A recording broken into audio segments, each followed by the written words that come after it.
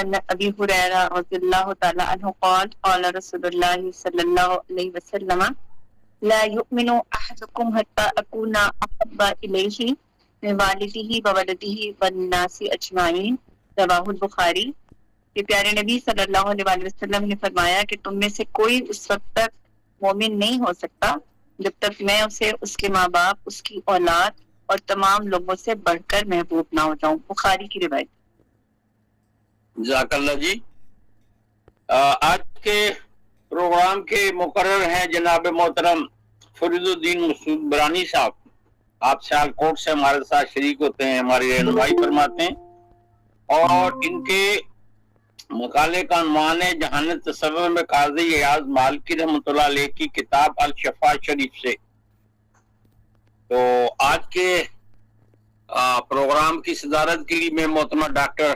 صبیہ اخلاق صاحبہ سے کہہ رہا ہوں کہ وہ آج انہوں نے صدارت فرمانی ہے، اور وقت ضائع کیے بغیر میں معذرت چاہتی ہوں، امیر صاحب کسی اور کو دے دیجیے، ابھی میری طبیعت ٹھیک نہیں ہے، میں نہیں کر پاؤں گی صدارت، کسی اور کو دے دیجیے صدارت، شکریہ۔ ہلو جی، آواز آ رہی ہے؟ میر صاحب صدارت کسی اور کو دے دیجیے، آج میری طبیعت ٹھیک نہیں ہے۔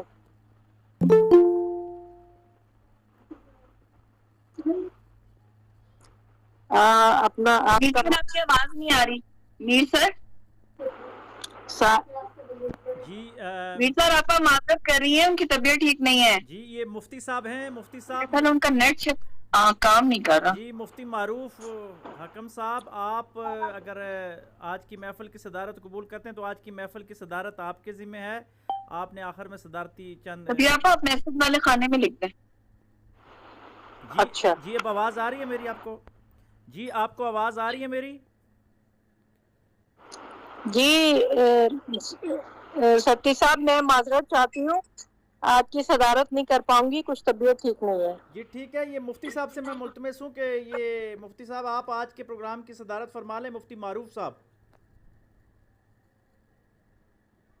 مفتی صاحب میری آواز آپ تک آ رہی ہے؟ اچھا، بہتر ہے کہ محترمہ سارہ صاحبہ کو آواز آ رہی ہے، تو محترمہ سارہ صاحبہ آج کے پروگرام کی صدارت فرماتی ہیں، اور جب تک میر افسر امان صاحب تشریف لا رہے ہیں تو میں گزارش کروں گا محترم فرید الدین مسعود برانی صاحب سے کہ آپ جو ہے وہ اپنا مقالہ شروع فرمائیں، جو ہے قاضی ایاز مالکی رحمۃ اللہ علیہ کی کتاب الشفا کا عالم تصوف میں روحانی مقام۔ جی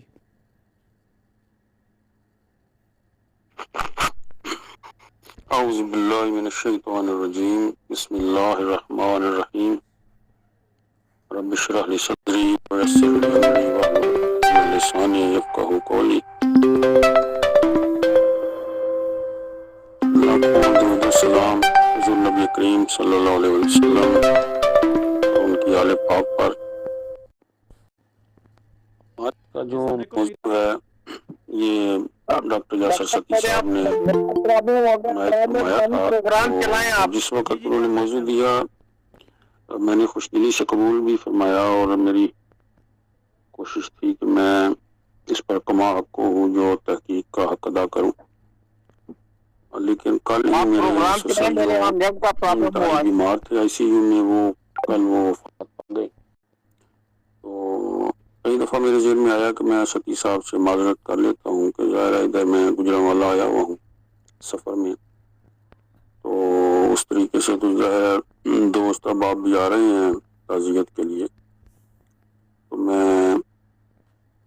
شاید اس طریقے سے اسے پیش نہ کر سکوں، لیکن یہ ہے کہ میں کوشش کرتا ہوں۔ احباب جو ہیں وہ امید ہے کہ ابھی یہ سمجھیں کہ اجمالی تعارف ہی ہوگا اس کتاب کا، مکمل تو اس کے حوالے سے جو اس کی جزیات ہیں وہ بیان نہیں ہو سکتی۔ یہ قاسم صاحب کوئی نئے جوائن ہوئے ہیں، ستی صاحب وہ بار بار کیمرہ آن کر رہے ہیں، اور مختلف کبین کو ذرا سمجھائیں کہ یہ توجہ جو ہے نا وہ تقسیم ہو جاتی ہے۔ میری کو اپنی گزارش ہے کہ یہ اوسم نام کے عنوان سے شامل ہیں گروپ میں، تو مزید آپ کیمرے کو حرکت نہ دیں، جس پوزیشن میں ہیں ادھر ہی رہیں۔ تو ایک تو آج یہ ہے کہ جہان تسنن میں اور جو روایات معتبر ہیں ولادت کے حوالے سے، اس میں 12 ربیع الاول کا بھی جہاں ملتا ہے، وہیں 17 ربیع الاول کے حوالے سے بھی یوم ولادت نبی کریم صلی اللہ علیہ وسلم کا جو ہے وہ روایت ہوا ہے۔ اسی لیے جو مکتبہ تشیع میں جو یوم ولادت ہے وہ 17 ربیع الاول ہی جو احباب ہیں وہ اس کو اس حوالے سے دیکھتے ہیں، اور اسی دن جو حضرت امام جعفر صادق ہیں ان کا بھی یوم ولادت 17 ربیع الاول ہی ہے۔ تو اس حوالے سے جو آج کی محفل ہے اس سے ہم حضور نبی کریم کے تذکرہ ولادت سے بھی منسوب کریں گے، اور جو سیرت کی جو شرفا کتاب ہے، کتاب الشفا بے تعریف حقوق المصطفیٰ صلی اللہ علیہ وسلم، یہ ایاز بن موسیٰ بن نیاز مالکی اندلسی مراکشی، یہ اندلس سے مراکش سے ان کا تعلق تھا، ان کی سیرت کی کتاب ہے۔ ویسے تو میں سیرت کی کتابیں کافی عرصے سے پڑھ رہا تھا، لیکن جو لاہور سے ڈاکٹر طارق شریف زادہ جو ہیں وہ ہمارے سیالکوٹ بار میں ایک دفعہ آئے تو سیرت النبی پہ انہوں نے گفتگو کی، تو کافی ان کی گرفت تھی سیرت کے حوالے سے۔ تو میں نے ویسے ہی ان سے پوچھا کہ آپ کس طریقے سے سیرت کا مطالعہ کرتے ہیں، تو انہوں نے فرمایا کہ یہ سارا سفر جو ہے یہ تو محبت کا ہے۔ انہوں نے کہا کہ میں کوئی 14-15 سال ہو گئے ہیں عشاء کی نماز کے بعد جس طرح قرآن حکیم کو رحل پہ رکھ کے پڑھتے ہیں، اس طریقے سے میں سیرت کی کوئی بھی جو کتاب ہے، جس طرح احادیث کا علم لوگوں نے ادب سے حاصل کیا، میں بھی کوئی نہ کوئی سیرت کی کتاب جو ہے اس کو باقاعدہ رحل پہ رکھ کے مطالعہ کرتا ہوں، اور تو کئی دفعہ تو 2 گھنٹے مطالعہ ہوتا ہے، کئی دفعہ مجھے نہیں سمجھ آتی کہ اذان پوجا ہو جاتی ہے اور میں سیرت کے روایات میں ڈوبا ہوا ہوتا ہوں۔ تو وہاں سے مجھے اس سے ذہن بیدار ہوا کہ ہمیں بھی قرآن حکیم کے ساتھ ہم جو حق تھا اس کا وہ ادا نہیں کیا، نہ اس کا بھی ہم نے حق ادا نہیں کیا، اس کو جو پڑھنے کا انداز تھا یا اس کو ہم سرسری کبھی کوئی کتاب میں بھی پڑھ لی۔ تو پھر میں نے اس کے بعد مختلف کتابیں جو ہیں ان کو اکٹھا کیا، تو اس میں یہ جو کتاب الشفا ہے اس کے حوالے سے علماء، یہ کیونکہ 700 سال پرانی ہے، تقریباً 12ویں صدی عیسوی کی یہ کتاب ہے، تو علامہ ذہبی جو ہے انہوں نے اس کتاب کی تعریف کی ہے، اور بہت سے افاضل علماء کرام نے بھی اس کی تعریف کی ہے۔ زیادہ اس کا جو تذکرۃ الحفاظ میں امام ذہبی علیہ رحمہ جو ہیں وہ فرماتے ہیں کہ ایک دفعہ خواب میں قاضی ایاز کے بھتیجے نے دیکھا کہ قاضی ایاز جو ہیں وہ رسول اللہ صلی اللہ علیہ وسلم کے ساتھ سونے کے تخت پر تشریف فرما ہیں۔ یہ منظر کر ان پر ہیبت طاری ہو گئی۔ قاضی ایاز نے فرمایا کہ اے بھتیجے، کتاب الشفا کو مضبوطی سے پکڑے رہو اور اسے اپنے لیے دلیل راہ بناؤ۔ گویا کہ قاضی ایاز نے یہ اشارہ فرمایا کہ جو آج تم میرا یہ مقام دیکھ رہے ہو، یہ جو کتاب الشفا ہے اس کو تحریر کرنے کے سبب سے ہے۔ تو ظاہر ہے کہ جو اس وقت امام ذہبی کا جو تذکرۃ الحفاظ جو کتاب ہے، اور امام ذہبی کا جو عالم اسلام میں مقام ہے اور تمام مسالک ان کا احترام کرتے ہیں، ان کی یہ بات جو ہے اس کے بعد اس کتاب کا جو روحانی مقام ہے قرب مصطفیٰ حاصل کرنے کے لیے، وہ انتہائی علماء اور صلحاء کی نظر میں اس کی ایک خاص اہمیت ہو گئی، اور پھر اس کتاب کی نظمیں اور اس کے نثر میں بھی پھر اس کی شرح لکھی گئی۔ حالانکہ ملا علی قاری جیسے شخص نے جو ہے وہ اس کی شرح لکھی، اور قاضی ایاز جو ہیں یہ ان کا 20 سال کی عمر میں یہ آپ حافظ الحدیث تھے ابو علی غسانی صدفی، انہوں نے ان کو روایت حدیث کی اجازت دی، اور اس کے بعد آپ اندلس تشریف لے گئے، اور پھر قرطبہ میں تشریف لے گئے، وہاں بھی سینکڑوں اساتذہ سے علوم و فنون حاصل کیے، اور قرطبہ میں علماء کی ایک بڑی جماعت جو ہے اس سے انہوں نے علم حاصل کیا۔ اور قاضی اس لیے کہا جاتا ہے کہ یہ عہدہ قضات پہ یعنی جسٹس تھے غرناطہ میں، قرطبہ میں، یعنی اسپین میں جب اسلام کا سورج چمک رہا تھا اور اقتدار میں تھا اسلام، تو یہ ایک یعنی قاضی القضات کے عہدے پہ تھے، اور فقہی مسائل میں یہ امام مالک علیہ الرحمہ کے مقلد تھے، اس لیے جو مالکی مذہب کے جو اساتین ہیں بنیادی، ان میں ان کا شمار جو ہے یہ ہوتا ہے۔ حدیث، نحو، کلام عرب، علمی انصاب میں یہ بہت سی انہوں نے کتابیں جو ہیں وہ لکھی، تو تصانیف تو ان کی تقریباً 22 کے قریب ہیں، اور اس کتاب کی اس حوالے سے بھی زیادہ اہمیت ہے کہ جو ریاض الصالحین جو کتاب ہے امام محی الدین ابن شرف نووی کی، جنہوں نے حدیث کی جو ہے وہ کتاب یہ ریاض الصالحین لکھی ہے، امام نووی کے نام سے مشہور ہیں، وہ جو شرح مسلم کی یا مسلم شریف کی جو شرح ہے، اس میں بار بار وہ حوالے اس کتاب کے دیتے ہیں اور لکھا ہوتا ہے ساتھ الشفا، تو اس حوالے سے یہ ایک ریفرنس بک بھی شمار ہوتی ہے، اور جہاں پہ امام نووی جیسے لوگ شرح مسلم کی شرح میں ان کا حوالہ دیں تو یہاں سے آپ اندازہ لگا لیں۔ پھر امام بدر الدین جو ہیں انہوں نے عمدۃ القاری، حافظ الحدیث ابن حجر اسقلانی جو ہیں انہوں نے فتح الباری میں اس کے حوالہ جات دیے ہیں، اور وہاں لکھتے ہیں جو شارحین ہیں، قال القاضی، قال القاضی، قاضی نے کہا، تو قاضی جو ہے وہ سمجھو کہ ان کا ایک برانڈ کے طور پہ استعمال ہوتا ہے نام۔ تو بہرحال اس کتاب کو پڑھنے کی فضیلت اس حوالے سے بھی ہے کہ علامہ احمد شہاب الدین جو ہے وہ فرماتے ہیں کہ اصل میں شفا اس کو اس لیے کہا گیا کہ یہ اس طریقے سے پڑھی جانے لگی کہ اس کی یعنی اس کا پڑھنا بیماریوں سے شفا بھی ہے، اور بہرحال یہ اس کے بارے میں بہت سی باتیں جو ہیں وہ مروی ہیں۔ قاضی اجاز جو ہیں ان کا وصال جو ہے وہ 1145 جو ہے عیسوی میں ہوا، اور 544 ہجری تھی، مراکش میں مدفون ہے، اور عمر جو ہے تقریباً وہ 70 برس تھی جب وفات پائی۔ تو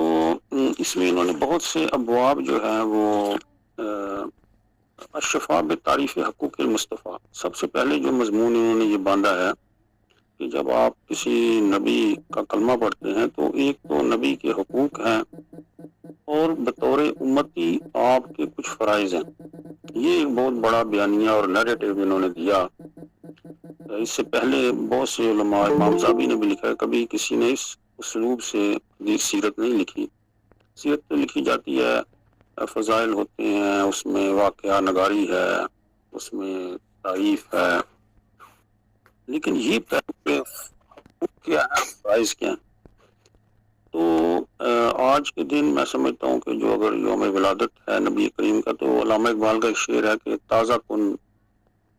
پیمان مصطفیٰ خویشرا، کہ اے امتی تو حضور نبی کریم کے ساتھ تیرا ایک عہد ہے، اس عہد کو، اس وعدے کو آؤ آج کے دن زندہ کر لیں۔ تو میں 12 ربیع الاول ہو یا 17 ربیع الاول ہو، میں جو یوم ولادت پیغمبر اسلام ہے، میں اسے یوم تجدید عہد کہتا ہوں کہ آپ نے اس دن بجائے اس کے کہ ان بحثوں میں آپ جائیں کہ اس کو منانے کا طریقہ کیا ہے، منانے سے زیادہ اس میں یہ سمجھنے کی ضرورت ہے کہ اگر میں امتی ہوں اور میرا ایک رشتہ ہے اپنے نبی کے ساتھ، اس میں میرے کیا فرائض ہیں، اور حضور نبی کریم کو میری ذات پہ کیا حقوق حاصل ہیں، اور اس کے نتیجے میں مجھے اپنی ذمہ داریوں کا تعین کرنا ہے کہ میں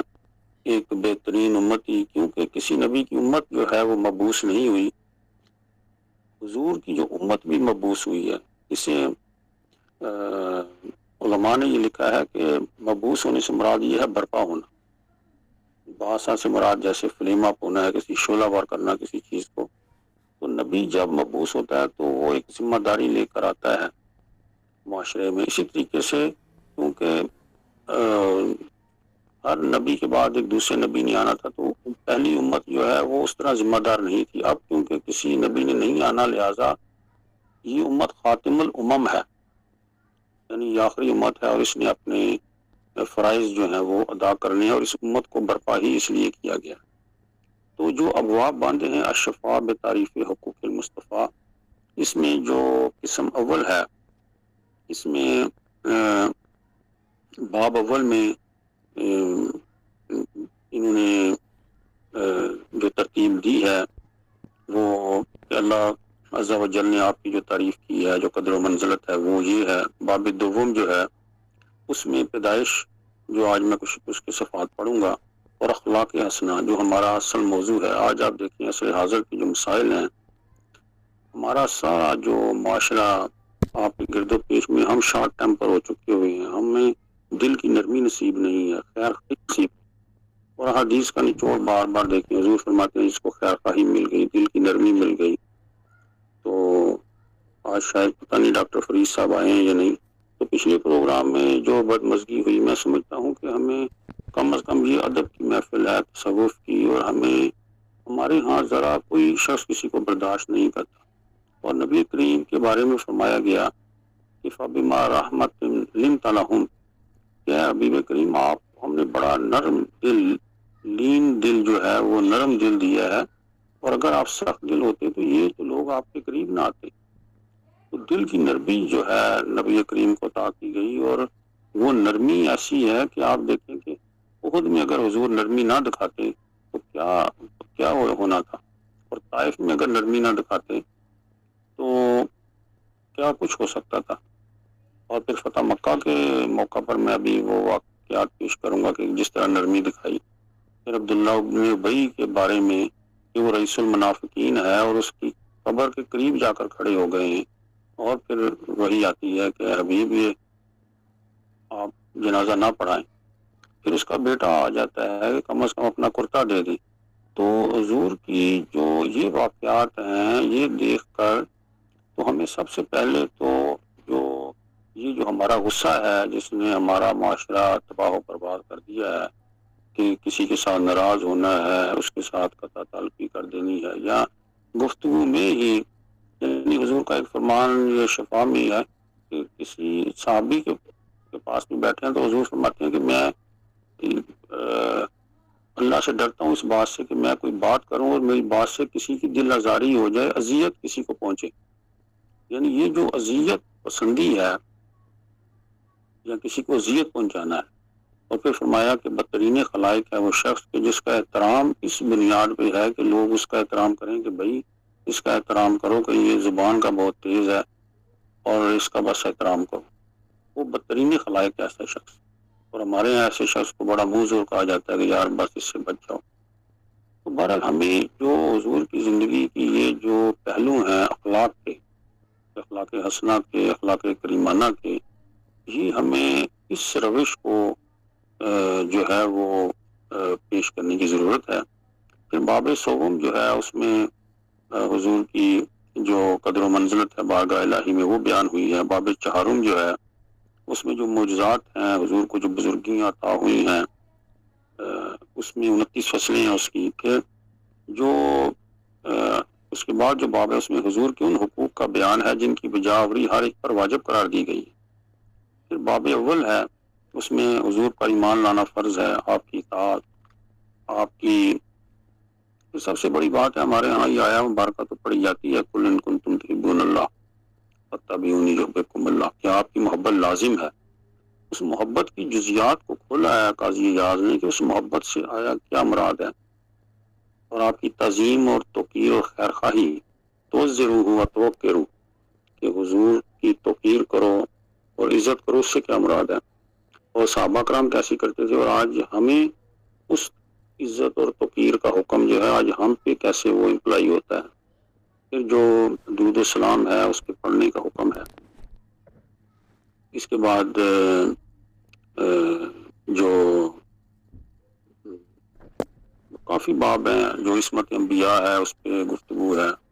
اور بہرحال وہ ایک طویل گفتگو ہے. اب میں آتا ہوں جو آج کیونکہ تھوڑا سا ذکر ولادت کا بھی ہو جائے.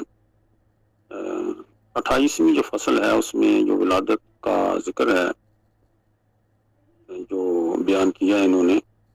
کہ حضور نبی کریم کی والدہ ماجدہ نے حضور کی جو ولادت کے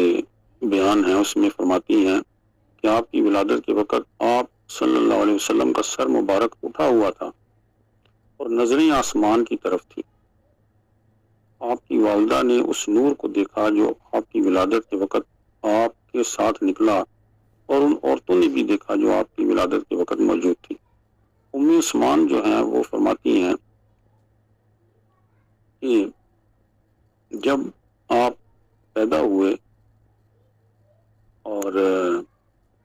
والدہ کے ہاتھ پر لائے گئے تو آپ کو چھینک آئی، تو اس وقت کسی کہنے والے کو کہتے سنا کہ رحمک اللہ، اور مشرق و مغرب کے درمیان مجھے روشنی معلوم ہوئی، حتیٰ کہ میں نے روم کے محل جو ہیں وہ دیکھ. تو شب ولادت کی جو عجائبات تو بہت سے ہیں کہ جس میں کسرا کے محل میں زلزلہ آیا، کنگرے گر پڑے، اور یہ سارا آپ نے سنا ہوا ہے. اور بچپنے میں سب سے بڑی بات جو ان کی محافظہ ہیں امی ایمن، وہ فرماتی ہیں کہ میں نے کبھی حضور کو بھوک پیاس کی کبھی بچپنے میں بھی شکایت نہیں سنی، کہ جس طرح ہمارے بچے کہتے ہیں کہ مجھے بھوک لگی ہے، پانی پینا ہے، دودھ پینا ہے. تو ایسا کبھی شکایت نہیں کی، اور نہ آپ کے بڑے ہونے کے بعد بھی زندگی میں کبھی حضور کے لبوں پر یہ جملہ نہیں آیا. اور جو میرا خیال ہے ہم دن میں کئی دفعہ تھوڑا سا ہمارا کھانا دیر ہو جائے اور جناب جو ہمارے گھروں کی صورتحال ہوتی ہے کہ ہم بولے ہو جاتے ہیں، تو میرا خیال ہے جو سیرت کے واقعات ہیں ان کو پڑھ کر ہم نعرے تو لگتے ہیں بناتے ہیں، لیکن یہ اس کا ایک پہلو یہ ہے کہ وہ اس کے اندر یہ ایک سبق موجود ہے کہ اگر حضور نے اس طریقے سے کبھی شکایت نہیں کی تو یہ تو ہم بھی تو اس کی اتباع کر سکتے ہیں یا نہیں. تو اس طریقے سے قاضی ایاز کا جو انداز ہے کہ وہ ساتھ ساتھ جو ہے وہ تربیت فرماتے ہیں. اسی طریقے سے حضرت حلیمہ سعدیہ فرماتی ہیں کہ جب میں حضور کو لے کر جا رہی تھی تو ایک بادل کو دیکھا جو آپ پر سایہ کر رہا، اور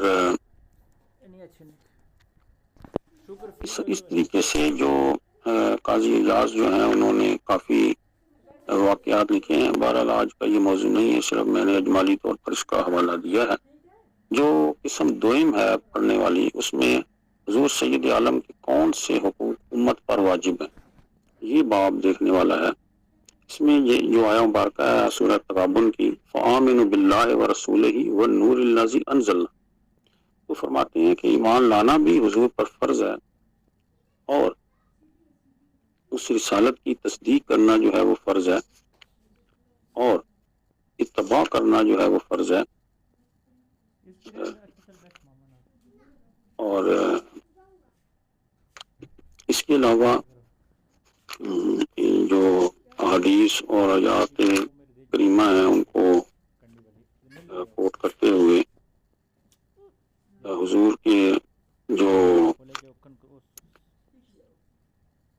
محبت کو بنیادی طور پر ہمارے ہاں بہت زیادہ جو ہے وہ اس کی غلط تشریح و تعبیر جو ہے وہ کی جاتی ہے، یا اس کو صحیح معنی میں بیان نہیں کیا جاتا. قاضی ایاز نے محبت کو کھولا ہے کہ محبت رکھنے کی ایک تو علامات کیا ہیں، اور دوسرا جو جب ہم کہتے ہیں محبت تو اس محبت کا معنی کیا ہے. تو فرماتے ہیں کہ کچھ لوگ یہ کہتے ہیں کہ ہمیشہ محبوب کے ذکر کرتے رہنے کا نام محبت ہے، اور دوسروں نے کہا کہ محبوب پر جانساری محبت ہے. بعض کہتے ہیں کہ محبت محبوب کے ساتھ شوق کا نام ہے. بعض فرماتے ہیں کہ محبت یہ ہے کہ دل جو ہے وہ رب تعالیٰ کے ساتھ موافق ہو جائے، جس کو وہ پسند کرے اس کو یہ پسند کرے، جس کو وہ برا کہے اس کو یہ برا کہے. اور بعضوں نے کہا کہ موافقت کی طرف دل کے ملان کا نام محبت ہے. تو فرماتے ہیں کہ اکثر عبارتیں محبت کے یہ جو مذکورہ عبارتیں ہیں یہ نتیجہ اور ثمرہ کی طرف اشارہ کر رہی ہیں، لیکن جو حقیقت محبت ہے وہ اور چیز ہے۔ محبت کی حقیقت یہ ہے کہ جو انسان کے موافق چیز ہو اس کی طرف اس کا میلان ہو، اس کی یہ موافقت ہو، یا تو اس لیے ہوگی کہ اس کے پا لینے سے اس کو لذت حاصل ہوگی، جیسے عمدہ آوازیں ہیں، لذیذ کھانا پینا ہے، کہ ہر سلیم و طبع اس کی طرف مائل ہے کیونکہ یہ اس کی طبیعت کے موافق ہے، یا اس لیے کہ اس کے پانے سے وہ لذت حاصل کرتا ہے کہ وہ اپنے حواس عقلیہ سے دل کے اعلیٰ معنی معلوم کر لیتا ہے، جیسے علماء، صلحاء اور افراد، وہ لوگ جن کی سیرتیں پاکیزہ ہیں، ان کے افعال پسندیدہ ہیں، اور جو حضور کی جو محبت ہے وہ جب امت پر ان کا احسان جو ہے جب وہ بیان کیا جاتا ہے کہ کس طرح ان کی شفقتیں ہیں اور کس طریقے سے ان کی وجہ سے ہمیں خداوند کریم نے دوزخ سے بچایا ہوا ہے، وہ رؤوف الرحیم ہے، بشیر و نذیر ہیں، تزکیہ فرماتے ہیں، تو لہٰذا وہ کون سا احسان ہے جو حضور نے اس امت پہ نہیں کیا؟ آپ کے ذریعے ہدایت ملی ہے، ایمان ملا ہے، فلاح ملی ہے، تو یہ تمام چیزیں حضور ہی حقیقت محبت کے شرعی طور پر لائق اور مستحق ہیں، اور عادت و طبیعت کے اعتبار سے بھی حضور ہی مستحق ہیں،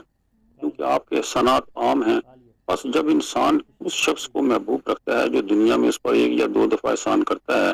یا اس کو کسی ہلاکت سے بچاتا ہے، یا جس کی تکلیف کی مدت تھوڑی ہے اس سے بچاتا ہے، تو آپ دیکھیں اس کے برعکس جو ذات کریم اس کو وہ نعمتیں دے رہی ہیں جو کبھی ختم نہیں ہوں گی، اور حضور کے جو احسان ہیں تو ہم زندگی میں جو چند احسان ہیں اس شخص کو کبھی نہیں بھول پاتے، تو احسانات جو ہیں حضور کے اس امت پہ ان کو بار بار کھول کھول کر بیان کیا جائے، اور اس سے محبت جو ہے وہ بڑھے گی، نہ کہ آپ جو ہے وہ جو محبت کی ہمارے رائج العام مانا ہے کہ مجھے بہت محبت ہے، یہ محبت ایک ایسا لفظ ہے کہ جس کو سب سے زیادہ جو ہے وہ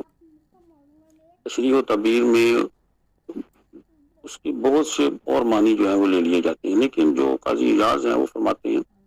کہ حضور سے جو خیر خواہی جو ہے وہ بھی واجب ہے، کیونکہ حضور نے فرمایا کہ بے شک دین ایک خیر خواہی ہے، تو 3 دفعہ فرمایا بے شک دین خیر خواہی ہے، خیر خواہی ہے کسی کے، خیر خواہی یہ ہے کہ ظاہر و باطن میں پورے اخلاق کے ساتھ آپ جو ہیں وہ مسلمان ہو جائیں، تو اسی خیر خواہی کے حوالے سے اب فرماتے ہیں کہ ایک تو خیر خواہی جو ظاہری حیات میں جو صحابہ کرام فرما رہے ہیں خیر خواہی، اب ہمارے لیے کیا حکم ہے؟ مسلمانوں کی خیر خواہی آپ کی وفات کے بعد یہ ہے کہ حضور کی جو تعظیم و توقیر اور آپ کی غایت محبت کو لازم جانیں، آپ کی سنت کو سیکھنے کی کوشش کریں، آپ کی شریعت میں تفقہ حاصل کریں، اور جو کتاب نور آپ لائیں یا نور فرقان اس کے ساتھ جڑ جائیں، آل و صحاب سے محبت کریں، جو آپ کی سنت سے روح گرداں اور منحرف ہے اسے اجتناب کریں اور اس سے دشمنی رکھیں، اور حضور کی امت پر شفقت کریں، آپ کے اخلاق و آداب سے بحث کریں اور تلاش کرتے رہیں کہ حضور نے جس طریقے سے صبر کیا ہے اس کو دیکھیں، تو یہ جو باتیں ہیں ان چیزوں سے جو محبت ہے وہ واضح ہوتی ہے۔ بہرحال امام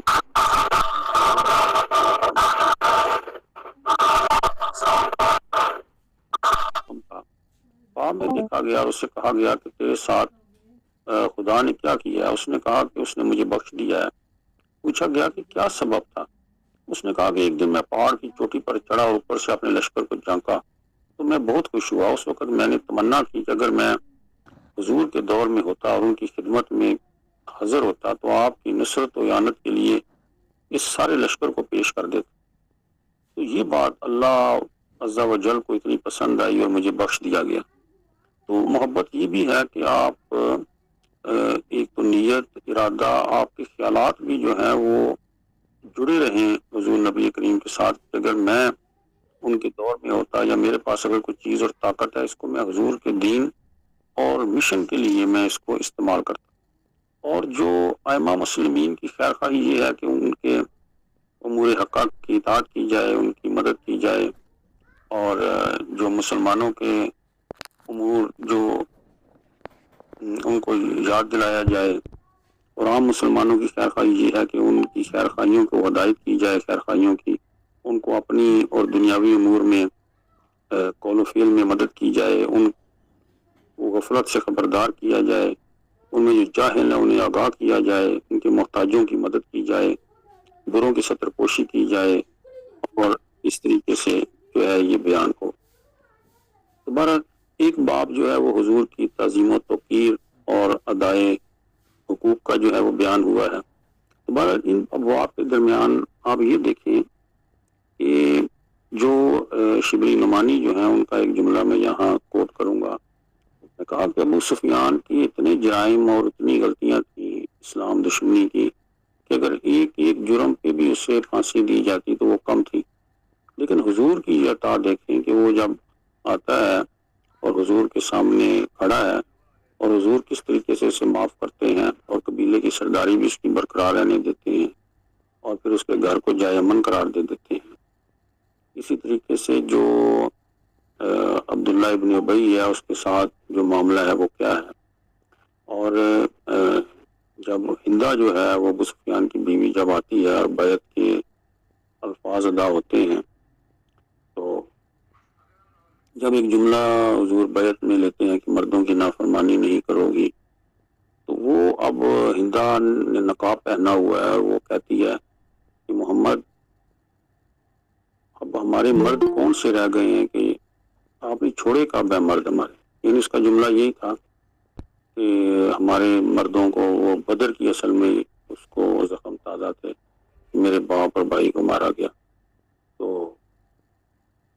وہاں بھی حضور نے اپنا چہرہ جو ہے وہ دوسری طرف کر لیا اور وہ ہندا کی بات کا کوئی جواب نہیں دیا۔ تو حالانکہ حضور بھی کہہ سکتے تھے جواب میں کہ جو میرے چچا کے ساتھ جو ہوا ہے اور تم نے ان کا جگر جو ہے اس کو پیا ہے خون کو، لیکن حضور نے کوئی ایسی بات جو ہے وہ نہیں کی۔ تو یہ جو زندگی کی میں جو سیرت ہے میں سمجھتا ہوں جو میلاد النبی کا جو مقصد ہے، جو ربیع الاول میں ہم خوشیاں منا رہے ہیں، اس کا مقصد تو یہ ہے کہ حضور کی جو تعظیم اور توقیر جو اللہ نے کہا کہ ان کی کریں، اس سے مراد یہ سال بن عبداللہ فرماتے ہیں کہ ہم حضور کے سامنے خاموش رہتے تھے، کان لگا کر ان کی بات سنتے تھے، اور آج ہمارے لیے یہ ہے کہ اگر کہیں حضور نبی کریم کی کوئی حدیث بیان ہوتی ہے تو اکثر ہمارے ہاں یہ رویہ بن چکا ہے کہ کچھ افراد فوری کہہ دیتے ہیں یہ ضعیف ہے، یہ حسن ہے، فلاں ہے۔ آپ نے اگر سن لی آپ خاموش رہیں، آپ نے اگر تصدیق کرنی ہے آپ اگر کنفرم کریں اور پھر اس کے بعد بات کریں۔ فوری طور پر کسی حدیث کے بارے میں سے کہہ دینا، حالانکہ اس کا راوی جو ہے وہ ضعیف ہو سکتا ہے، اس کی وجہ سے معاملہ جو ہے وہ آ سکتا ہے۔ اور اس کے اوپر کیونکہ اسماء و رجال کے بہت بڑے عالم ہیں یہ قاضی ایاز جو ہیں، تو وہ جو ابی بن قاب رضی اللہ تعالیٰ سے جو روایت ہے درود شریف پڑھنے کی، درود حضور سے فوق فرمایا کہ کتنا پڑھوں، تو اس کے بارے میں انہوں نے کہا کہ یہ حسن حدیث ہے جو ترمذی میں بیان ہوئی ہے، لیکن پھر وہ بیان کیا کہ یہ کس وجہ سے حسن ہوئی ہے، وہ تدلیس کی وجہ سے، اور وہ راوی ایک فلاں تھا اس کی وجہ سے اسے وہ اہمیت نہیں ہے۔ بہرحال تو اس میں انہوں نے کہا میں کتنا درود بیان پڑھوں، چوتھا حصہ کروں، حضور نے فرمایا زیادہ کر لو۔ بہرحال وہ آپ سب نے سنی ہوئی ہے، پھر فرمایا نصف کر لو، پھر جو ہے اس نے انہوں نے فرمایا میں ساری رات ہی پڑھتا رہوں، حضور نے فرمایا کہ کفایت کرے گا۔ تو بہرحال یہ جو حضور کی جو درود پڑھنا ہے اس کے بارے میں دو پہلو ہیں۔ ایک تو یہ ہے کچھ لوگ درود پڑھنے میں قرب حاصل کرنے کا یہ اہم طریقہ ہے، وہ یہ سمجھنا چاہتے ہیں کہ ہم کون سا درود پڑھیں اور اس میں اتنا وقت ضائع کر دیتے ہیں۔ اس میں انہوں نے لکھا ہے کہ آپ درود جب پڑھیں تو وہ درود تو ایک چابی ہے، اب ایک تالا جو ہے وہ کسی کا سونے کی آپ کبھی آپ ڈھونڈتے تو نہیں کہ میں چابی سونے کی لگاؤں چاندی کی لگاؤں، مقصد یہ ہے کہ جس چابی سے تالا کھل جائے وہ آپ کے لیے ہیرے کی چابی سمجھے وہی۔ تو جس درود پڑھنے سے آپ سمجھتے ہیں کہ آپ کو قرب نصیب ہو رہا ہے اور آپ کے دل کی حالت بدل رہی ہے، بس آپ مقصد تو یہ ہے درود السلام پڑھنا۔ ابھی ایک گروپ میں ایک بحث چل رہی تھی ایک دن کہ علامہ اقبال کون سا درود پڑھتے تھے. تو بات یہ ہے کہ وہ جو درود علامہ صاحب پڑھتے تھے ہو سکتا ہے کہ وہ آپ کے لیے وہ کفایت نہ کرے. آپ مقصد تو یہ ہے کہ تالا جو ہے وہ کھلنا چاہیے. تالا کھلنے سے مراد یہ ہے کہ آپ کو قرب نصیب ہو. اور اس کی مراد ایک عالم دین نے تو ایسے ہی دی کہ جب آپ کہتے ہیں کہ ایک بڑا حوض اور ٹینکی جو ہے اس میں پانی آ جائے تو آپ کا گھر بھی ٹوٹی لگی ہوئی ہے تو ظاہر ہے کہ جب پانی وہاں حوض میں آئے گا تو آپ کے گھر تو آئے گا. تو درود السلام جو پڑھتے ہیں تو اس کی برکتیں اصل میں آپ کو ہی نصیب ہوتی ہیں. وہ پھر ریورس آپ کی طرف ہی ہونی ہے. تو جتنا آپ پڑھیں گے وہ آپ کے لیے جو ہے وہ کفایت کرے گا. تو حضور کی جو تعظیم اور توقیر کے حوالے سے جن روایات کا ذکر کیا ہے اس میں بنیادی جو عروہ بن مسعود رضی اللہ تعالیٰ کی روایت ہے وہ تو بہت ہی مشہور ہے کہ صلح حدیبیہ کے وقت جو ہے وہ کہتے ہیں کہ میں قریش کی طرف سے آیا تھا قاصد بن کے. تو اس وقت میں کہ حضور جو ہے وہ جب وضو فرما رہے ہیں تو ان کے بچہ ہوا پانی جس طرف جاتا ہے اس غسالہ وضو کو حاصل کرنے میں صحابہ جو ہے وہ لڑ رہے ہیں. جب آپ منہ میں پانی ڈال رہے ہیں اور ہاتھوں میں لے رہے ہیں تو وہ اپنے چہرے اور جسموں پر اس پانی کو مل لیتے ہیں. جب کوئی بال مبارک جسم سے گرتا ہے دوڑ کر حاصل کر لیتے ہیں. یہ صحیح بخاری شریف میں یہ روایت نقل ہے کتاب الشروط میں. اور جب آپ کوئی حکم دیتے ہیں تو فوری بجا لاتے ہیں. کلام فرماتے ہیں تو آپ کے سامنے اپنی آوازوں کو پست کر لیتے ہیں اور آپ کی طرف تعظیم کی وجہ سے نظر جما کر بھی نہیں دیکھتے. چنانچہ عروہ بن مسعود کہتے ہیں جب میں قریش کی طرف لوٹ کر گیا تو میں نے کہا کہ میں نے تو کسرا میں بھی گیا ہوں, کیسے روم کے بھی دربار دیکھے ہیں, نجاشی کے بھی دربار دیکھے ہیں, بادشاہوں کے, لیکن خدا کی قسم میں کسی بادشاہ کو اپنی قوم میں ایسا نہیں دیکھا جیسا کہ یہ محمد اپنے صحابہ میں شان رکھتے ہیں. تو اس سے مراد یہ ہے کہ یہ کوئی بادشاہ نہیں, یہ کوئی اور چیز ہے. اور واقعاً وہ نبوت اور رسالت کی شان تھی. اور پھر اس نے کہا کہ جس قدر محمد آپ تعظیم کرتے ہیں بلا شبہ میں نے ایک ایسی قوم کو دیکھا ہے جو کبھی بھی ان کو نہیں چھوڑے گی. اور واقعاً جو حضور کی جو احترام ہے, جو محبت ہے, جو اگر اللہ کا حکم تھا تو ضرور ہو تو روح تو اس کو بجا لائے. اب جو تعظیم و توقیر کے حوالے سے بیان ہوا تو اس کے بعد جو ہے کیونکہ آج حضرت نبی کریم کا جو یوم ولادت ہے اس میں جو ایک باب جو ہے وہ درود کی فضیلت کے حوالے سے انہوں نے لکھا ہے. اس میں درود کی بہت سی اقسام اور درود پڑھنے کے جو اوقات ہیں اور اس حوالے سے کافی انہوں نے کلمات جو ہے وہ نقل کیے ہیں کہ ابو حمید سائدی جو ہیں بخاری شریف میں نقل ہے کہ صحابہ نے کہا یا رسول اللہ پر کیسے درود بھیجیں؟ تو فرمایا اللہم صلی علی محمد وازواجہ وذریتہ کما صلیت علی ابراہیم وبارک علی محمد وازواجہ وذریتہ کما بارکت علی ابراہیم انک حمید مجید. اور حضرت عقبہ بن عمر جو ہیں ان سے حدیث میں آتا ہے کہ اللہم صلی علی محمد النبی الامی وعلی آل محمد. اور ابو سعید خدری جو ہیں ان سے روایت ہے کہ اللہم صلی علی محمد عبدک و رسولک. تو اس طریقے سے اللہم بارک علی محمد وعلی محمد کما بارکت علی ابراہیم انک حمید مجید. اور اسی طرح بہت سے صلی اللہ علیہ وآلہ وسلم اور مختلف سلسلوں میں آج بھی جو روحانی سلسلے ہیں جس طرح اویسی سلسلہ ہے یا جو صوفی برکت علی صاحب ہیں فیصل آباد وہ سیدنا کریم صلی اللہ علیہ وآلہ وسلم. تو اس حوالے سے مختلف سلاسل درود و سلام کے لیے مقصد تو یہ ہے کہ اس کی جو فضیلت ہے اور اس کو سمجھا جائے. اور حضرت ابی بن کعب رضی اللہ تعالیٰ کی جو روایت ہے تو وہ سنن ترمذی میں بھی ہے کہ جب انہوں نے کہا کہ حضور کی عادت مبارکہ یہ تھی کہ جب چوتھائی رات گزر جاتی تو آپ کھڑے ہو جاتے اور فرماتے یا لوگوں ذکر الہی کرو، فتنہ و فساد کا وقت آ گیا ہے اور اس کے پیچھے علامات قیامت ظاہر ہو گئی ہیں، موت اپنی تکلیفوں کے ساتھ آ گئی ہے۔ تو حضرت ابی بن کعب جو ہے وہ فرماتے ہیں اللہ کے رسول میں تو آپ پر کثرت سے درود بھیجتا ہوں، تو میں آپ پر درود کے لیے کتنا وقت مقرر کروں؟ حضور نے فرمایا جتنا تم چاہو۔ عرض کیا چوتھائی؟ فرمایا جتنا چاہو، اگر اس سے بہتر زیادہ کرو تو بہتر ہے۔ عرض کیا تہائی؟ فرمایا جتنا چاہو، اگر اس سے بھی زیادہ کرو تو وہ بہتر ہے۔ عرض کیا دو تہائی؟ تو فرمایا جتنا چاہو۔ تو پھر فرماتے ہیں ابی بن کعب کہ اللہ کے رسول میں اگر اپنا تمام وقت آپ پر درود بھیجنے کے لیے وقف کرتا ہوں، فرمایا اس وقت تمہیں کفایت کرے گا اور تمہارے گناہ جو ہیں وہ معاف ہو جائیں گے۔ اسی طرح حضرت ابو طلحہ فرماتے ہیں کہ میں حضور کی بارگاہ میں حاضر ہوا تو میں نے آپ کے چہرہ انور پر ایسی رونق و بشاشت دیکھی کہ اس سے پہلے کبھی نہ دیکھی۔ میں نے فرمایا مجھے ایسی مسرت سے کون روک سکتا ہے؟ فرمایا ابھی جبریل علیہ السلام حاضر ہوئے تھے اور وہ خوشخبری لائے ہیں اور انہوں نے مجھے بتلایا ہے کہ میں آپ کو بشارت دوں کہ آپ کی امت میں سے ہر وہ شخص جو آپ پر درود بھیجے گا اس پر فرشتے 10 گنا رحمت جو ہیں وہ فرمائیں گے۔ تو حضرت جابر بن عبداللہ سے مروی ہے کہ حضور نے فرمایا کہ اس کے گناہ جو ہیں وہ بخش دیے جائیں گے اور اس کی 10 نیکیوں میں اضافہ ہوگا، اس کے درجات میں اضافہ ہوگا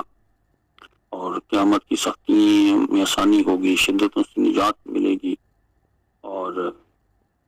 حضرت ابوبکر صدیق رضی اللہ تعالیٰ سے روایت ہے کہ حضور پر درود بھیجنے سے گناہ اس طرح مٹ جاتے ہیں جس طرح ٹھنڈے پانی سے جو پیاس جو ہے وہ بجھتی ہے۔ تو یہ ہم اپنا کنن نویز ظفر صاحب جو ہیں ان کا یہ موضوع ہے اصل میں بنیادی، ان سے کافی بات ہوتی ہے۔ وہ کہتے ہیں کہ درود پڑھنے سے سب سے بڑی بات یہ ہے کہ انسان ٹائم اینڈ سپیس کے ایسے دور میں چلا جاتا ہے کہ وقت جیسے رک جاتا ہے، اور وہ اس کے اوپر اپنے دلائل بھی رکھتے ہیں۔ وہ کہتے ہیں کہ اس کے اثرات میں سب سے بڑی بات آج کل لوگوں کو یہ ہے جی ہم بہت جلد بوڑھے ہو رہے ہیں۔ تو انہوں نے کہا کہ میں مرد و خواتین کو یہ کہتا ہوں کہ جو اینٹی ایجنگ جو دوائیاں ہیں اور لوگ وہ لاکھوں روپے کے انجیکشن لگواتے ہیں، اگر آپ درود پڑھنا آپ نے اپنی عادت بنا لی ہے باقاعدہ سے، تو آپ دیکھیں گے کہ آپ کے جسم میں عجیب و غریب جو ہے وہ تبدیلیاں جو ہے وہ رونما ہوں گی، اور آپ کے یہ جو جسم کے لیے جو ایک شکست و ریخت کا طریقہ ہے وہ سلو ہو جائیں گے، کیونکہ جب آپ درود پڑھتے ہیں تو آپ ایک ایسے زون میں چلے جاتے ہیں ٹائم اینڈ سپیس کے وہ ان کا ایک سائنسی ہے، یہ ہمارا موضوع نہیں ہے۔ بارہ نویز ظفر صاحب سے کسی وقت گزارش کریں گے کہ وہ اس پہ اپنے دلائل پیش کریں۔ تو بارہ جو کہ یہ درود ہے جس طریقے سے حضور نبی کریم تک پہنچایا جاتا ہے،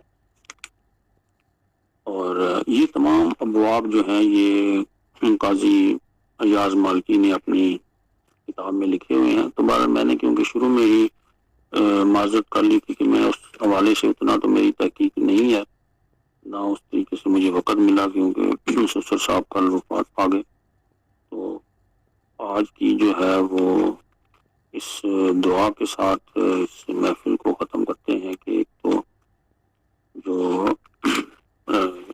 ربیع الاول میں تازہ کن پیمانے مصطفیٰ خویش راج اقبال کا شعر ہے کہ آئیے ہم آج اپنا جو عہد ہے وہ حضور نبی کریم کے ساتھ زندہ کریں کہ ہم جو سیرت کی جو کتب ہیں جو بھی لکھی ہیں علماء نے ان سے زیادہ منسلک ہوں، ان کو اپنا پڑھیں، اور جو درود ہے اس کو باقاعدگی سے پڑھا جائے۔ تو میں اپنی حد تک تو یہ اس لیے بیان کرتا ہوں کہ شاید اس سے رغبت پیدا ہو اور آپ احباب میں بھی۔ تو مجھے جو کچھ علماء سے رابطہ تھا انہوں نے کہا آپ اپنے کو شاید بتائیں جہاں سب بچے اور دوسرے لوگ بھی بیٹھ کر درود پڑھیں۔ تو میں نے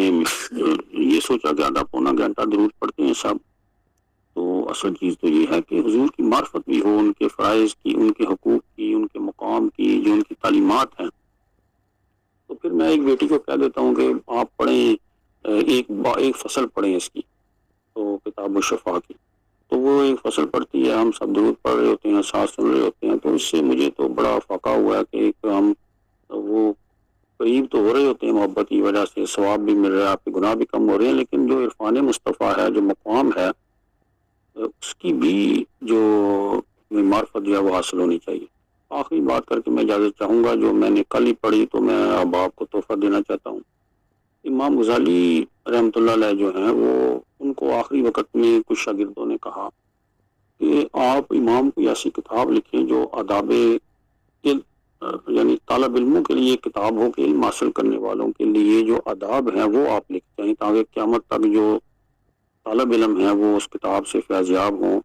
جس میں مطالعہ کے طریقے، اس کتاب علم حاصل کرنے کے طریقے، علم کے آداب اور یہ سارے۔ تو وہ کتاب کا نام میں میسج کر دوں گا گروپ میں، ابھی مجھے ملا نہیں، وہ عربی میں کتاب کا نام ہے۔ اس میں بہرحال جو ایک پہلا جملہ جو امام غزالی نے لکھوایا اپنے طالب علم کو، جس نے کہا کہ یہ لکھو، کتاب لکھوائیں، پہلا جملہ جو لکھوایا میں سمجھتا ہوں وہی کتاب کا حاصل ہے۔ انہوں نے فرمایا کہ اگر کوئی شخص کہتا ہے میں طالب علم ہوں، اور اسے یہ معلوم نہیں ہے کہ جو اس کے نبی نے بطور امتی اس کے لیے جو وحی کے آثار چھوڑے ہیں، قرآن و حدیث ہے، اور جو بھی حضور نے اپنے قول، فعل اور تقریر سے بیان کیا ہے، اگر وہ چیزیں اس کے علم میں نہیں ہے پہلے، تو وہ کیسا طالب علم ہے؟ طالب علم کا سفر تو شروع ہوگا بعد میں، پہلے تو یہ اس یعنی انہوں نے کہا یہ میں حیران ہوں کہ وہ ان چیزوں سے آگاہ نہیں ہے اور کیسا علم حاصل کرنا چاہتا ہے۔ تو یہ ایک میں سمجھتا ہوں ملین ڈالر بات ہے کہ امام غزالی نے نچوڑ بیان کر دیا اپنے علم کا۔ تو ہم جب نکلتے ہیں، جیسے میں قانون کا طالب علم ہوں،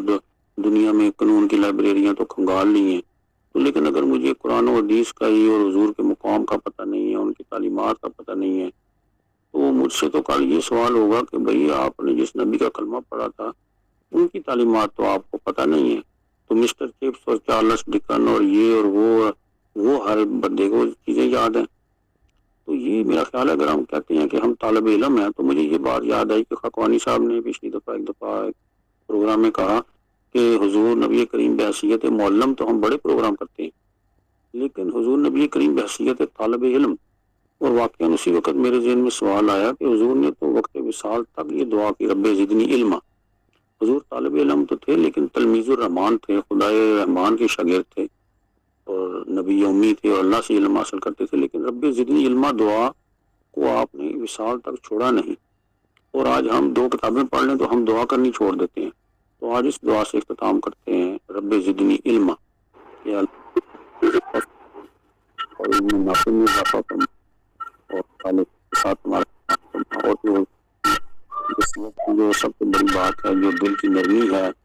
اور جو ہمارے یہاں اس مجلس تصوف میں پچھلی نشست میں کچھ بدمزگی بھی ہوئی، تو اس میں بھی اگر ڈاکٹر فرید خان صاحب موجود ہیں تو میں ان سے بھی جناب دستبستہ عرض کروں گا کہ آپ اپنے لہجے میں نرمی لائیں، اور اگر کوئی شخص جو بات کر دیتا ہے، ہم تو خطاؤں کے پتلے ہیں، تو فہم و تفہیم سے ہم معاملات کو، یعنی حضور کی جو زندگی سے ہمیں چیزیں ملتی ہیں وہ یہی ہیں کہ ہم قطع تعلقی نہ کریں، ناراض نہ رہیں۔ تو بہرحال یہ اللہ کریم سے آج کے دن دعا ہے کہ ہمیں صحیح معنوں میں امتی بننے کی، خاتم الامم جو امت ہے اس کو اپنے فرائض ادا کرنے کی، حضور کے حقوق کو پہچاننے کی، ان کی توقیر کرنے کی، ان کی تعظیم کرنے کی، ان سے محبت کا جو صحیح مفہوم ہے اس کا فہم حاصل کرنے کی، ان کی تباہ کرنے کی اللہ کا توفیق عطا فرمائے۔ وآخر دعوانا الحمدللہ رب العالمین۔ جزاک اللہ جناب فرید الدین مسعود برانی صاحب، آج آپ نے اپنے مضمون کے ساتھ ماشاءاللہ خوب انصاف کیا اور اچھی طریقے سے ماشاءاللہ ہمیں باتیں سمجھ آئی۔ آپ پروگرام کے اگلے حصے کی طرف بڑھتے ہیں، اور ڈاکٹر یاسر حسین ستی صاحب کسی صاحب کو صدارت کے لیے ڈپیوٹ ہو گئے تھے؟ جی میر صاحب، محترمہ سارا صاحبہ آج کے پروگرام کی صدارت فرما رہی ہیں، اور لگے ہاتھوں ہی میں ایک اور بات عرض کرتا چلوں کہ آج بانی پاکستان قائد اعظم محمد علی جناح رحمۃ اللہ علیہ کا یوم وصال ہے،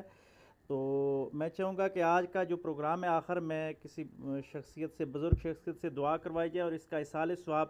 قائد اعظم رحمۃ اللہ علیہ کی روح تک پہنچایا جائے۔ اور ساتھ ہی ساتھ آج جو صاحب مقالہ ہیں جنہوں نے مقالہ پیش کیا محترم فرید الدین مسعود برہانی صاحب، ان کے سسر کا انتقال ہوا. ان کی کمٹمنٹ ہے، انہوں نے پہلے نہیں بتایا، پروگرام تو پہلے سے ڈن تھا، ابھی گفتگو کے دوران ہی انہوں نے بتایا ہے. تو خصوصیت کے ساتھ ان کی مغفرت کے لیے بھی دعا فرمانی، اللہ ان کے بھی درجات بلند فرمائے. آپ پروگرام کو جاری رکھیں جی. بہت شکریہ. ٹھیک ہو گیا جی. اب تو آگے بڑھتے ہیں جی. ڈاکٹر محمد فرید خان صاحب نے ہاتھ کا نشان بنایا. جی ڈاکٹر صاحب. جی بہت شکریہ قبلہ میاں صاحب، اللہ پاک ساروں کے درجات بلند کرے. پہلے تو دلی میری طرف سے دعا گو بھی ہوں، اور جو غم ہے ایک شخص کے، ایک بزرگ کے کھونے کا، اس میں بالکل ساتھ کھڑا ہوں اپنے بھائی کے.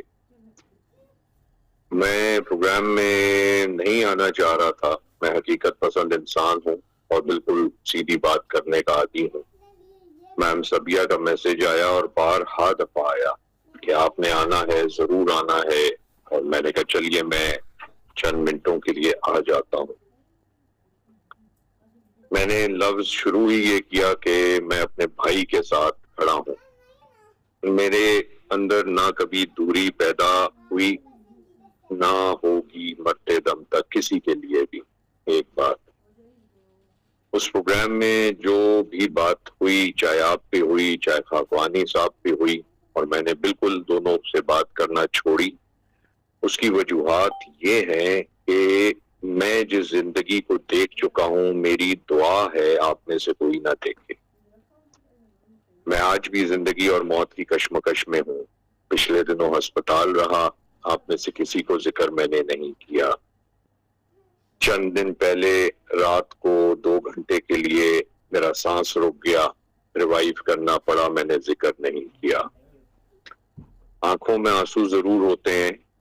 اور دل چاہتا ہے کسی نہ کسی کو فون اٹھاؤں، کروں. کاموں میں لگا رہا، کیونکہ ظاہری بات ہے ایک تنخواہ بھی ہے اور گھر بھی چلانا ہے، کچھ زمانے کی تلخیاں بھی ہیں، ان کو بھی لے کے ساتھ چلتا ہوں، سنتا ہوں بہت کچھ چیزیں. مگر جو زندگی کے موڑ اور جو گھاٹ گھاٹ کے پانی میں نے پیے ہیں، میں یہ وثوق کے ساتھ کہہ سکتا ہوں کہ وہ شاید ہی اس پورے قلم کاروان نے کسی نے پیے ہوں، یہاں کے بھی بیرون کے بھی. جو اس دن بات ہوئی حضرت بابا فرید گنج شکر رحمۃ اللہ تعالی علیہ کے پروگرام میں، اس دن میری بات صرف اتنی تھی کہ ادب کا لحاظ نہ چھوڑا جائے. جب بھی کسی بزرگ یا نبی اکرم صلی اللہ تعالی علیہ وآلہ وسلم کے خاندان کے بارے میں بات چیت ہو، اور اگر علم نہیں ہے، آگاہی نہیں ہے، تب بھی اس کو یا بولا نہ جائے، اور اگر بولا جائے تو اس کے الفاظ کا چناؤ بہت صحیح ہو. مجھے حیرت اس دن یہ تھی کہ ایک شخص جس سے میں بے پناہ محبت کرتا ہوں، جس سے میری گھنٹوں گفت و شنید رہی ہے، ٹھیک ہے، میری ظاہری ہمشیرہ، میں ان کی وائف کو میری بہن، اس کے ان کے گھر ہے، اس طرح کی وابستگی ہے میری فرید سے، اور سب سے بڑی بات یہ انہی کے نام پہ ہے. ٹھیک. اور میری حیرانگی یہ تھی کہ جو الفاظ استعمال ہوئے، ان الفاظ کی پکڑ میں نے زندگی میں دیکھی ہوئی ہے. میں نے کہا نا کہ میں پہلے کبھی بھی، میں نے مزاجن برہمی کا اظہار اس لیے نہیں کرتا کہ اگر ایک چیز کا شعور نہیں ہے تو کوئی بات نہیں، وہ چیز درگزر ہو جائے گی، کیونکہ ignorance is bliss. مگر فرید جیسے شخص کے منہ سے ایک ایسی بات نکلنا، جو مسجدوں میں جاتا ہے، جو تقاریر کرتا ہے، جس کے گھر میں خوبصورت سا ڈرائنگ روم ہے، جس میں خانہ کعبہ کا سارا ایک سلسلہ موجود ہے، کتابیں موجود ہیں، جو درود و سلام کی محفلیں سجاتا ہے، وہ کس طریقے سے ایک ایسی بات نکال گیا کہ کل کلاں اللہ نہ کرے کوئی پکڑ میں ایسا آئے کہ جس کو میں بحیثیت ایک بھائی برداشت نہ کر سکوں. تب میں نے برہمی کا اظہار کیا. اور یہ جذباتی بات نہیں تھی، روحانیت سے بھی منسلک تھی اپنے بھائی سے، اور دوسری کہ میں ان چیزوں کے اثرات کو دیکھ چکا ہوں. میں تینوں میزانوں میں گھوما ہوا شخص ہوں. ٹھیک ہے، ہر مکتبہ فکر میں بیٹھنے اٹھنے کا مجھے شعور ہے، ان کے جید جو علماء ہے وہاں بیٹھنے اٹھنے کا شعور ہے. ٹھیک ہے، اسی لیے میں بات جب بھی رکھتا ہوں کچھ دلیل دلائل ان چیزوں سے رکھتا ہوں. ایک تو یہ وجہ بڑی تھی جو میں نے بعد میں یاسر ستی صاحب سے بات جب میری ہوئی تو میں نے یہی جملہ ان سے کہا کہ ایک شخص پی ایچ ڈی دینیات میں ہے، انہوں نے کیوں اس چیز کو دوبارہ بولا، جبکہ سن رہے ہیں کہ میرے منہ سے کہ ایک انہی کے مرید کا خواب ہے جو میں ذکر کر رہا ہوں، اور وہ خواب کسی عام شخص سے جڑا ہوا نہیں ہے، وہ خواب خاتم النبیین صلی اللہ تعالی علیہ سے جڑا ہوا ہے. اور بار بار میں کہہ رہا ہوں کہ بہشتی دروازے کا نام یہ نہیں ہے، امن کی جگہ قرار کہا گیا، امن کی جگہ قرار کہا گیا، مگر اس چیز کو کہ جی آئیں اور جو بھی خیر معاملات. تو میں نے کہا یہ چیز جب آپ نے بات ذکر کیا تو میں بھی اس چیز کو ضرور، اور پہلے لبیک میں کہہ دیتا ہوں، ہمیشہ آپ نے پہل کر دی، اللہ آپ کے درجات بھی بلند کرے اور غموں کو بھی ختم کرے، اور ان آزمائشوں کو آپ سے دور کرے جو زبان کی لرزشوں سے پیدا ہوئی ہیں پر ہمیں ان کا شعور نہیں ہے. یہ بہت بڑی دعا ہے، بہت بڑی دعا ہے جو مجھے قبلہ نصیر الدین نصیر علیہ رحمہ نے بٹھا کے سکھائی، بارہا دفعہ سکھائی. ہر دفعہ کوئی نہ کوئی کہیں نہ کہیں جب آتا تھا ذکر کسی کا تو وہ کہتے تھے زبان کی لرزشوں کی معافی مانگا کرو. عمر کے تقاضے ایسے ہوتے ہیں، انسان نہیں سمجھ پاتا شعور کے اندر جب قدم رکھتا ہے. میں تو ابھی بھی کہتا ہوں کہ ہمیں شعور نہیں ہے، ہمیں شعور آج بھی نہیں ہے وضو کیسے کیا جائے، ہمیں آج بھی وہ شعور نہیں ہے کہ نماز کس طریقے سے پروقار اور روح والی ہو، ہمیں شعور واقعی نہیں ہے کہ کس طریقے سے آداب بندگی، آداب بزرگی، آداب گفتگو کی طرف مائل ہوا جائے. اس کے لیے ایک فکر، اپنی پاکیزگی، ایک دوسرے کی اصلاح اور نیت اور عقیدت یہ ہو کہ ہم اس چیز کو پالیں. یہ مقصد ہوتا ہے کبھی بھی اس پروگرام میں اگر کسی کے اوپر بات چیت کرتا ہوں، کبھی یہ مقصد نہیں ہوا. یقین مانیے اللہ پاک رب العزت کے نزدیک کہ ہاں میری ایک گواہی ضرور رہے تا قیامت، اور اس کے بعد بھی میرا آج تک دنیا میں کبھی بھی تنقیدی معاملات میں یہ مزاج نہیں رہا کہ کسی کو میں نیچا یا اوپر یا یہ، کیونکہ میری اپنی حقیقت کیا ہے. میں تو ایک سانس واپس کھینچنے کی طاقت بھی نہیں رکھنے والی تخلیق ہوں، اور ہوں بھی اشرف المخلوقات اور امتی ہوں. یہ میری پہچان ضرور ہے. میں نے کبھی یہ تنقید میں آج تک یہ نہیں کہا، یا کسی کو اصلاح کے طور پہ اگر کہا ہے کہ جناب اس کی وجوہات یہ ہیں، تو میں ان چیزوں کو پھر اس جملے پہ دہراتا ہوں، میں نے دیکھا ہے. اور لوگ قسمتوں کو کوستے رہتے ہیں. ایک یہ ارادہ ضرور کر لیجئے جہاں درود و پاک کی محفل سجی ہوئی ہے ابھی، کہ اپنے ڈیلی کے معاملات میں اپنی ہی زبان کی گرفت کی معافی مانگا کریں. یا اللہ رب العزت تیرے حبیب پاک کے درود کے وسیلے سے، ایک امتی ہونے کے وسیلے سے جو کرم ہمارے پہ ہوا ہے، باقی تمام دنیا کائنات کی تمام قوموں اور ان چیزوں سے ہمیں معافی دے دیجئے. ہماری پکڑ نہ کیجئے ہماری اپنی عادات اور زبان کے استعمال ہوئے ہوئے الفاظ سے. ہماری نیتوں کو اس لحاظ سے خالص کریں. نہیں معلوم ہوتا انسان کب کہاں کیسے کچھ بول جائے اور وہیں پکڑ اس کی ہو جاتی ہے. اور اس کے بارے میں بھرپور کتابیں بھی موجود ہیں، فضائل بھی موجود ہیں، تقاریر بھی موجود ہیں، اور ہر قسم کے لیول پہ موجود ہیں. ان چیزوں کا بس وہ کریے. میں پہلے بھی اس پروگرام کی وجہ سے میں نے آپ سے کہا تھا کہ جہاں سانسیں رکتی ہیں میں اس پروگرام کے اندر آتا ہوں اور فخر محسوس کرتا ہوں اپنا یہ وقت کہ میں جیت لوگوں میں بیٹھا ہوں. ٹھیک ہے، کل بھی مجھے دکھ ہوا کہ جب میر صاحب نے اچانک آئی ٹی بند کرنے کا کہا میں نے اس کے اوپر بھی کل ایک کہہ دیا کہ میر صاحب اتنا برا لگ رہے ہیں ہم تو ہمیں ویسے نکال باہر کریے. کیوں بند کر دیتے ہیں ایک چیز کو جب بعد میں بیٹھ کے لوگ ایک دوسرے کے دن کے حالات دل کے حالات ایک دوسرے سے پیار محبت کی باتیں کر رہے ہیں نا. ہم بیٹھ کے کون سی بات میں یہاں پہ اللہ معاف کرے لتا کے گانے کی پریکٹس کر رہے ہوتے ہیں. مجھے کل بھی برا لگا. میں نے حالانکہ وہ میرے بزرگ بھی ہیں بڑے بھی ہیں اور میں بے انتہا عقیدت اور عظمت اور ان کی ایک رکھتا ہوں, ساروں سے رکھتا ہوں, چاہے وہ خاکوانی صاحب ہوں یا کوئی بھی ہوں. یہاں پہ میری حیثیت بطور ایک یقین مانیے ایک طالب علم کی ہوتی ہے. مجھے ندیم اسحاق کا فون آیا کہ بھائی جان میں کیا بات ہے. اس نے کہا سر آپ پروگرام نہیں چھوڑیں گے. میں نے کہا ندیم جب گنجائش وہاں لوگوں کے دلوں میں ختم ہو گئی ہے تو مجھے جانے دیجیے یار. میں اور بہت سارے کام ہوتے ہیں, اپنی فیملی ہے, بچے میرا منہ تک رہے ہوتے ہیں اور اب تو ایک طریقے سے یہ محبت والی بات بھی اور تانا بھی بن جاتا ہے کہ آپ کا پروگرام نہیں ہے آج. تو آپ سوچئے کہ میں اپنے گھر کیا دنیا کے کاموں کو میں پیچھے رکھتا ہوں, کلینک کو پیسوں کو, میں اپنے گھر والوں کا وقت آپ لوگوں کو دے رہا ہوتا ہوں اور آپ بھی یہی کر رہے ہوتے ہیں. تو اس چیز کی عظمت اور عزت کو ایک دوسرے میں شامل رکھیے. عقائد